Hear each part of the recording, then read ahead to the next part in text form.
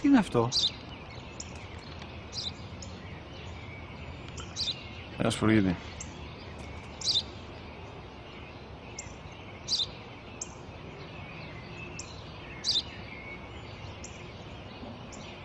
Τι είναι αυτό?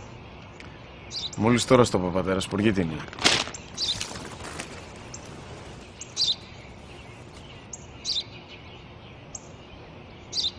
Τι είναι αυτό? Ένα σπουργίτη είναι, πατέρα. Ένα σπουργίτη.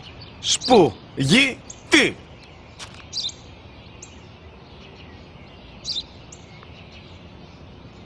Τι είναι αυτό? Γιατί το κάνεις αυτό το πράγμα, μπορείς να μου πεις? Τόσες φορές σου είπα, είναι ένα σπουργίτη! Δεν το καταλαβαίνεις! Πού πας?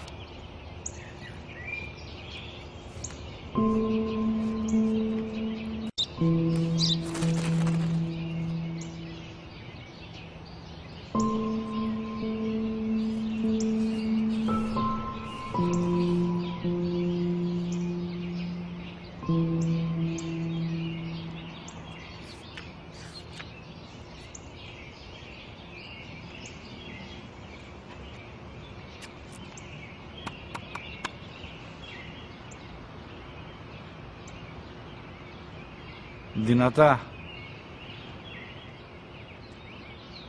Σήμερα ο μικρός μου γιος που πριν λίγες μέρες έκλεισε τα 3 καθόταν μαζί μου έξω στο πάρκο όταν ένα σπουργίτη ήρθε και κάθισε απέναντί μας.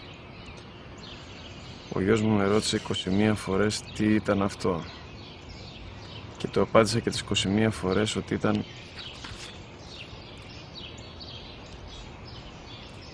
ένα σπουργίτη. Τον αγκάλιασα τρυφερά και τις 21 φορές που μου έκανε την ίδια ερώτηση, ξανά και ξανά, χωρίς να εκνευριστώ, νιώθοντας στοργή για το αθώο μου αγοράκι. وَقَضَى رَبُّكَ أَلَّا تَعْبُدُوا